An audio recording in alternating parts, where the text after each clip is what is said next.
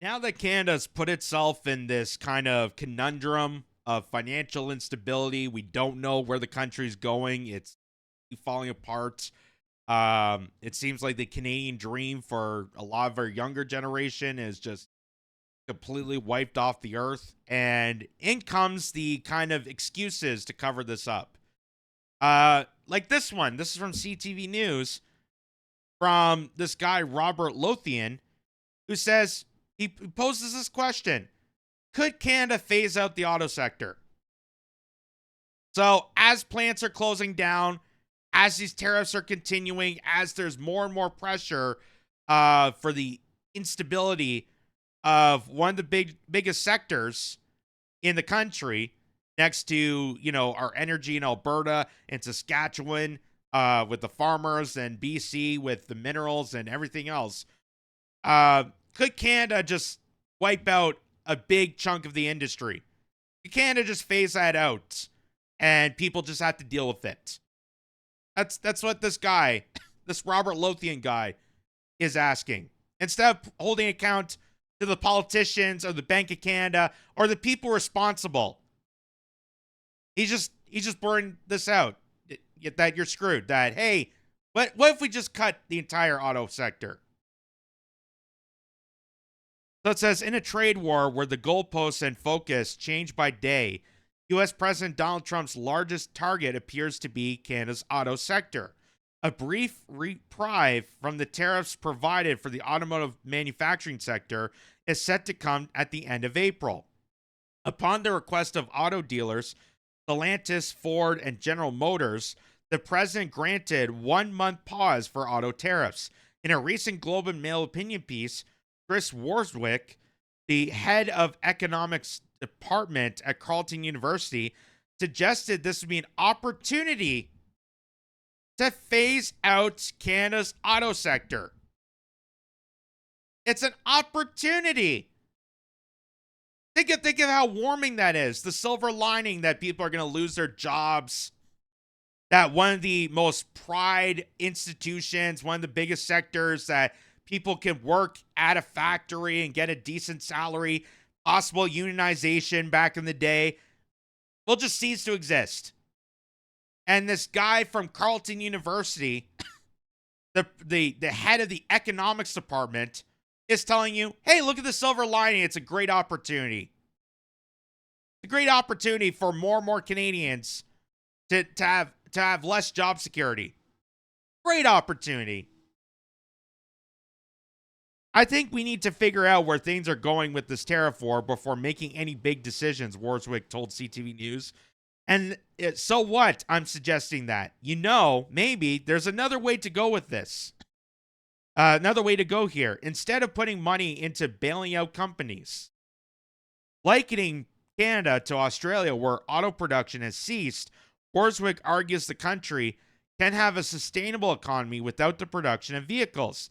He noted the phase out would amount to a loss of 1% of Canadian jobs, and additionally, an appearance of 1% of the country's GDP. Again, the GDP that's already next to nothing. And you want to make it worse. You want to make it worse because there's some sort of silver lining. The auto sector is important, but it's not essential, he said. The phase out would be tough through a decision by U.S. automakers to leave Canada, or a decision to not provide funding for vehicle manufacturers potentially hit by tariffs. I think that the orders would dry up, and you'd see layoffs. And that would be very hard, obviously, for the workers and families involved, Warswick said.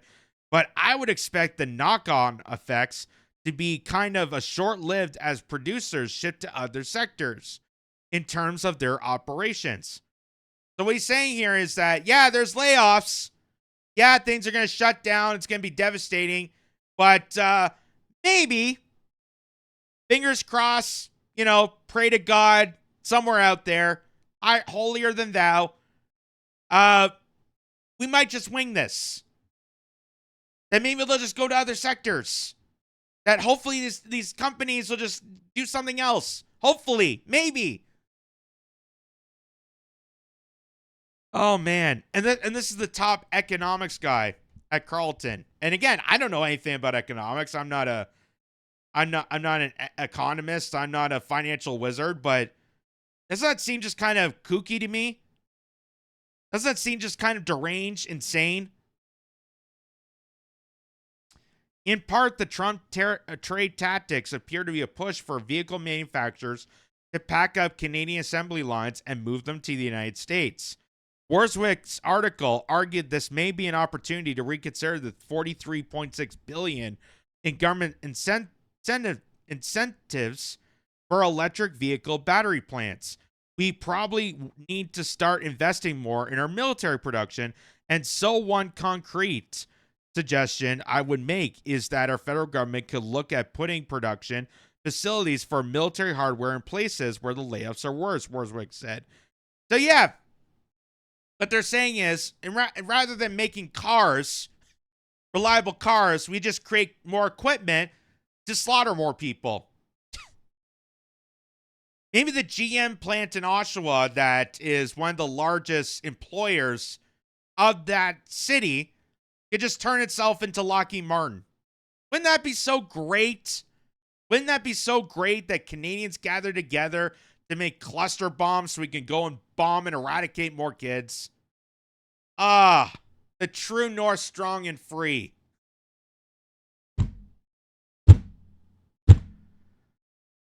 That's the supposed silver lining to losing the auto sector. Instead of, I don't know, investing in good cars. You know, like China. China invested their money, their country, their money into the auto sector. And guess what? They're producing cars at a faster rate. They're more durable. And you can get an electric vehicle for $10,000. That's even less to a gas guzzler here. Why are they able to produce cars like that in communist China, but yet here in Canada, they're telling us that we're going to lose the auto sector because all these investments are flawed? And we just got to give it up. We just got to give up the fact that people are going to have sustainable jobs. We're just going to give that up in the hopes that maybe they'll go towards the military. Jeez. Rather than pivot, Flavio Vloop, oh my God, what a name, the president of the Automotive Parts Manufacturers Association, said Canada should waiver the Trump's tariffs. The editorial struck me as the first wave of people ready to surrender before we go into a type of war, Vloop said about the Globe and Mail article. My message to him is we'll take it off from here. We will let you know when we need you to apologize for us. Vloop said U.S. auto giants can't afford to give up on Canada production and could see bankruptcy under tariffs. A recent S&P Global report stated tariffs are expected to cause an extended disruption. A trio of scenarios describing the impact of the added tax stated on the chance of long-term shutdowns have risen. The latest administration action has increased the likelihood of the extended disruption period lasting 16 to 20 weeks, now estimated at a 50% probability of occurrence during this time. Several high-exposure vehicles will slow or cease production, the report read. Vloop noted that the Canadian government should be focused on financial support for those affected, including auto producers. In the long term, he said, it could provide opportunity for the industry. It's tough in automotive because the margins are so small they can't sell on either side of the oceans, Vloop said. But if the president of the United States is going to raise everybody's price by raising tariffs everywhere around the world, he's suddenly opening new markets for us. So this is just more devastation for this industry. And no matter how many people they try to chime in, they get so many representatives from these Ivy League institutes like Carleton University or McMaster or McGill University to try to chime in and say, look on the bright side of things. Look on the brighter side. It's coming on the heels of this. It's coming on the heels that it's already causing devastation. It's causing a lot of devastation. Not not just because of Trump's tariffs and the lack of real response to the tariffs, but also in the fact that a lot of these companies put so much investment into electric vehicles to a market that Canada doesn't have one, the infrastructure to deal with the rising amounts of electric vehicles on our streets, and two, there's no real market for it. You're putting money to an industry, to electric vehicles, that nobody really wants in this country. Nobody really wants it because they know once you buy an electric vehicle, dealing with our cold snap weather in the wintertime is going to be devastating. And also, nobody has $100,000 for a Tesla or a Cybertruck or whatever electric vehicle they have these days. Why is China producing better electric vehicles at $10,000, but yet you pay for $100,000 here in Canada and it doesn't do crap? Why is that the case? Why is that the case in a communist country? So this is from the London Free Press, reminding people that Cami Auto Plant shutting down for months, cutting 450 jobs. Awful. Hard hit by U.S. tariffs and slow sales. Cami Assembly is cutting 450 jobs and is shutting down for several months. Here's the National Post saying that Canada is scrapping the tariffs for automakers that keep the plants running. So this is their kind of now turning the other cheek and trying to save what little they can of the automotive industry that they've already put so much pressure on, that they've already demonized and made it worse for people. So, goes on to say, Canadian Prime Minister Mark Carney said his government will allow automakers to import U.S. manufactured cars and trucks without tariffs as long as the companies keep making vehicles in Canada. The move provides some relief for the tariff war, for the trade war, to companies including General Motors and Stellantis that have assembly plants in Ontario, but still export large quantities of vehicles from the U.S. into Canada. Last week, Carney put regulatory tariffs of as much as 25% on vehicles made in the United States, effectively matching an earlier move by U.S. President Donald Trump on foreign autos. The two countries, along with Mexico, have operated a tightly integrated automotive supply chain for decades. Most of the cars and trucks made in Canada are shipped into the United States, and U.S.-made vehicles dominate sales of Canada's auto dealers. Our counter tariffs won't apply if they continue to produce, continue to employ, continue to invest in Canada, Carney told reporters at a news conference. But if a manufacturer cuts production or invests in Canada, the number of tariff-free vehicles it will be permitted to import will be reduced, Canada's finance department said in a news release. The Carney government's announcement comes amid increasing concern that automakers will put production out of Canada in response to Trump's tariffs.